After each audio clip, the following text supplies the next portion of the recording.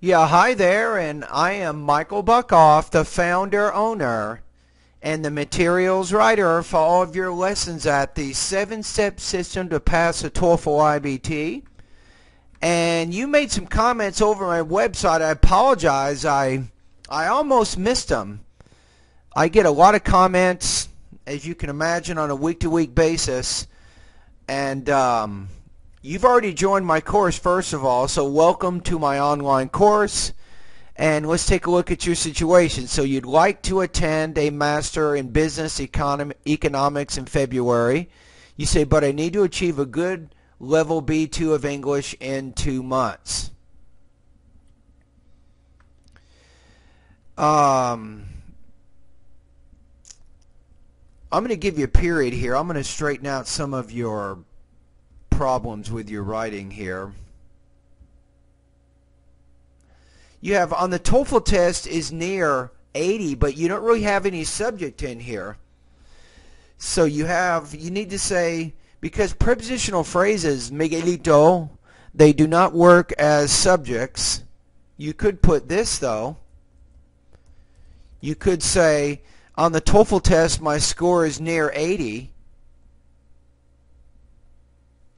And you need to use some type of connector to join these two sentences together to avoid what we call a comma splice. So I want you to go to Google and type in those keywords. What is a comma splice? So number one, you need to understand what it is and why this doesn't work in writing. And number two is how to correct it. I'm showing you right now a possibility. So on the TOEFL test, my score is near 80, and I would probably say here at this moment my English level is B1, near 50 to 61 on the TOEFL IBT. What study guide, you want to put do in here because you have a question. What study guide do you recommend me to help reach my TOEFL goals? You say, today I'm paying for the first month of your course and I can dedicate 2 to 3 hours, you want to say, a day to study your program. All right. You've given me some good information here, so I can certainly help you get on the right track.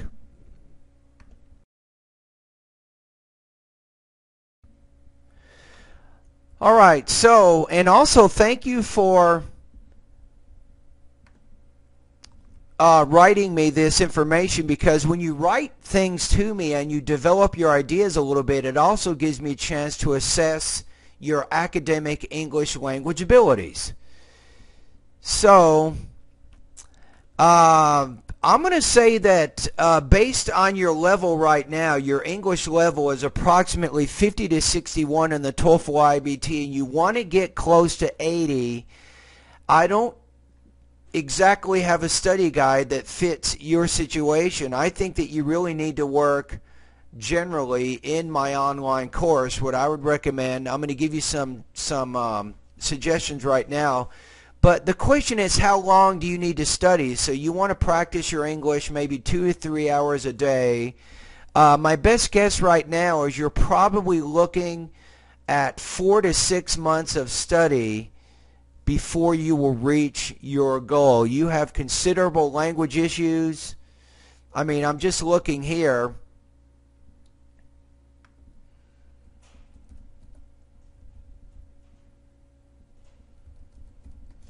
You just have a lot of sentence structure issues. You have word choice issues, problems with prepositions, punctuation. If I just look at what you've written me here, you have considerable problems with your writing. And it is going to take you a consistent effort over probably 4 to 6 months before you overcome all of these problems and reach a level of English that's high enough to help you reach this goal of 80, right? That's my observation right now. Now, I haven't had a chance to assess your speaking yet, so if you have not done it already, I recommend that you complete my pronunciation pre-test in my course. That way it gives me a chance to look at your pronunciation and recommend specific lessons to help you there. You should also start practicing independent and integrated writing practice tests. Again, you can get more ideas on how to improve your writing. Okay, here's my recommendations right now. Okay, what I'm going to tell you right now, I'm going to give you 50% of your time right now should be spent doing these specific steps here. So I want you to read every day for about 45 minutes. This is important. So use magazines, newspapers, and books. You have to get a little bit more used to reading in English. This is going to help you develop your concentration and, believe it or not, your comprehension of English. The second suggestion here is to listen every day for about 45 minutes. I recommend English TV, news, science, history, and documentary programs are good. So you want to find topics and things that you actually have an interest in. That's why I'm not specifically saying that you always have to do TOEFL type listening or TOEFL type reading. I want you to choose some topics here that you have an interest in, and you can start practicing these things on a daily basis. Now, if you don't have English TV, I have 3 recommendations for you. In the order, here's what you want to do first. Randall's Cyber Listening Lab. Do that one first. Secondly, National Public. Actually, let's make this one last. Second one, TED Talks. And then you have Randall's Cyber Listening Lab. I recommend that one too.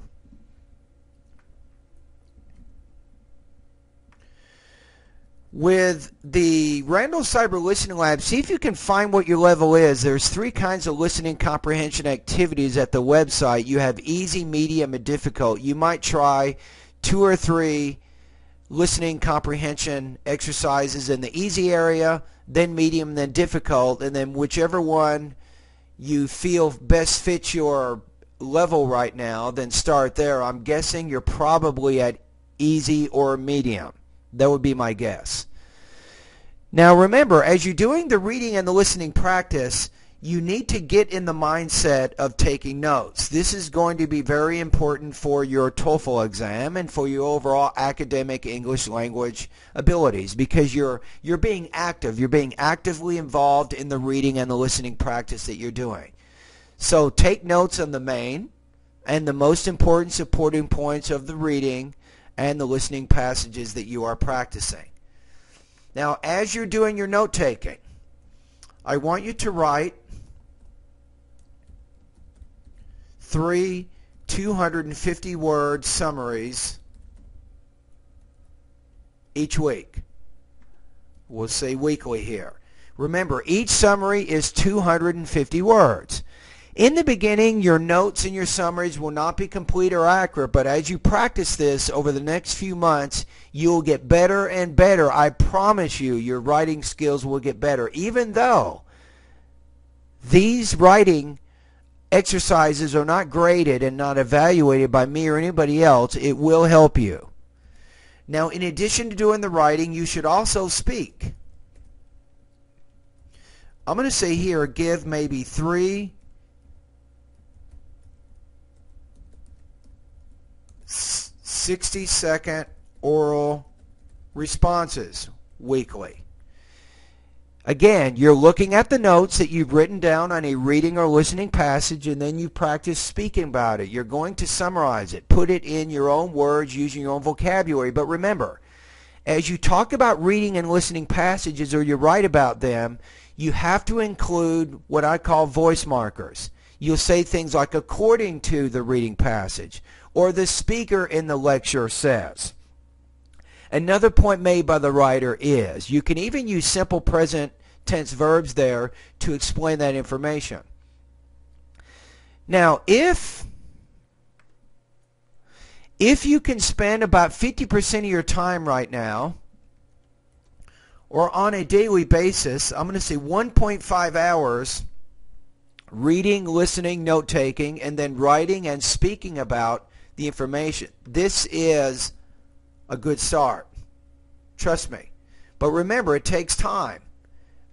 See, the question is, a lot of students think, well, Michael, I just need to study 30 days to get my goals and so on. No, it doesn't work like that. It's not the question of necessarily how long, but it's really how long does it take you to solve the language problems that you have before you have the academic English needed to reach the score you seek.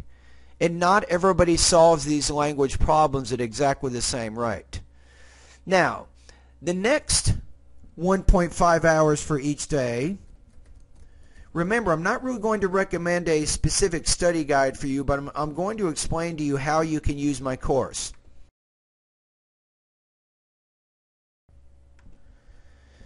So here we go here. So then another 1.5 hours each day.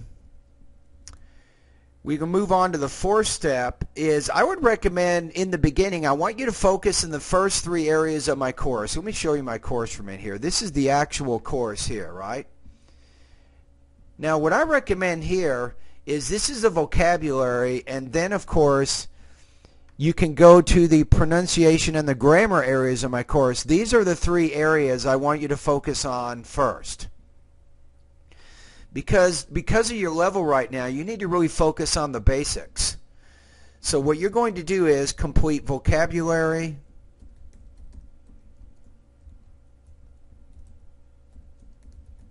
pronunciation, and grammar lessons first.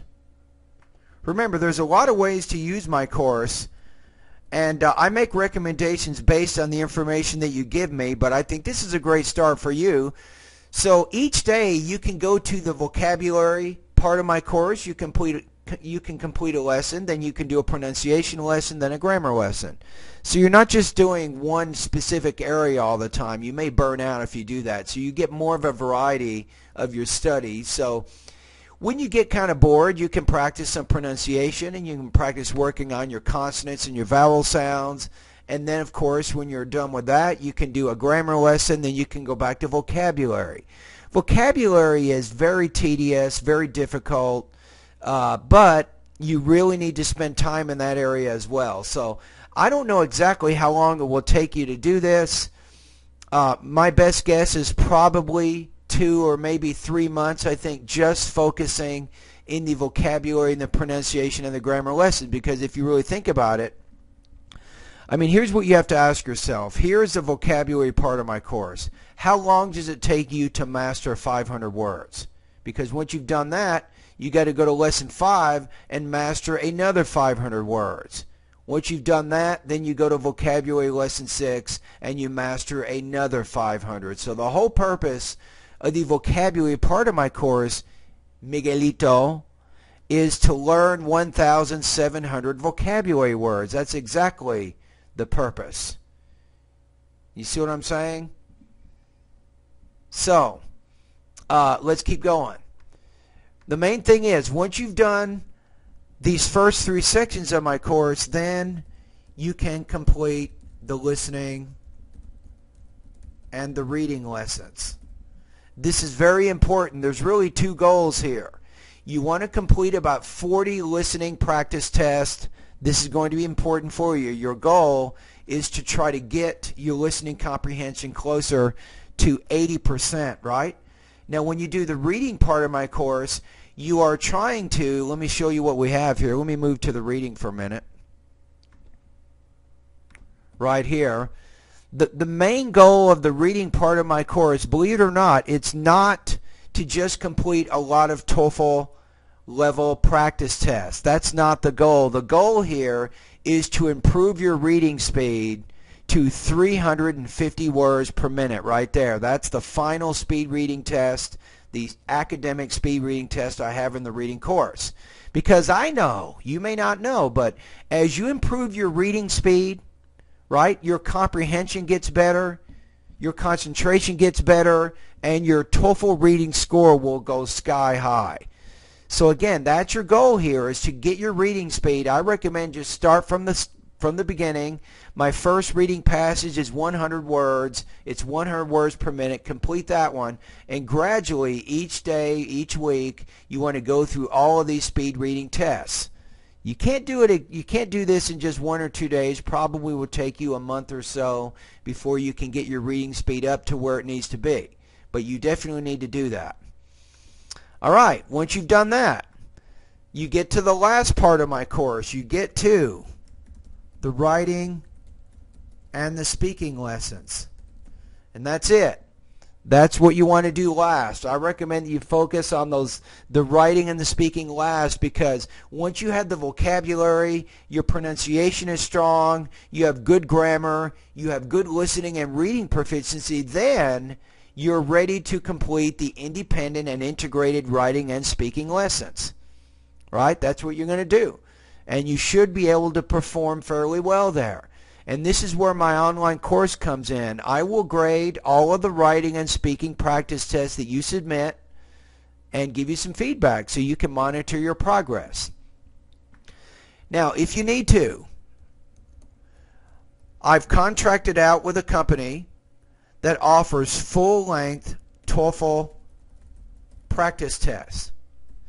Each practice test is 5 hours long, so what you can do is maybe after 2 or 3 months, if you get a little bit restless and you want to monitor your progress, you can take a full-length TOEFL practice test. There are advantages to taking a practice test, right? Remember though, my course is not as much about taking a lot of TOEFL practice tests, but my course is about building your academic English language abilities. Because without the academic English, it doesn't matter how many practice tests you take. The purpose of the practice test really is to give you feedback. It doesn't really improve your English skills. You got to kind of get that into your head. But if you take a practice test, number one, you'll become more familiar with the structure and the format of the TOEFL exam. That's a good thing. Number two, you can mark your progress. That's a great thing. You can monitor your progress and see how close are you to getting 80 on the TOEFL IBT exam. That's what you want to get. You want to see where you are. Now here's a third thing that a lot of people underestimate is by taking a 5-hour English test, it helps you develop the stamina and the strength that you need, I think, to perform well on this type of rigorous exam. That's why you might do a practice test in 2 or 3 months. Does that make sense? So here we go, Miguel. So what I've done here is I went over, I looked at your specific situation on the information that you've given me. If you spend 2 or 3 hours every day, I think that I recommended it. You're probably looking at 4 to 6 months of solid English study following these suggestions. I gave you here 7 specific things that you can do, and I promise you, if you follow this plan, if you do these things over maybe 3 hours every day for the next 4 to 6 months, you will reach your goal. I cannot say exactly when. I'm giving you an estimate, and remember that I can't guarantee anything that I say here because it all depends on you. Because I can tell you this is going to work, but if you don't follow my plan and you're not doing the study on a day-to-day basis, you're not going to get your results. Right? There's too many uncontrollable variables on the other side, but I do know, based on my 21 years of TOEFL teaching experience, that you will get results by following this plan. All right, Miguel, anyway, thank you very much for your questions, and I apologize for taking so long to get back to you. Again, thank you for joining my course, and all the best to your high-scoring TOEFL success.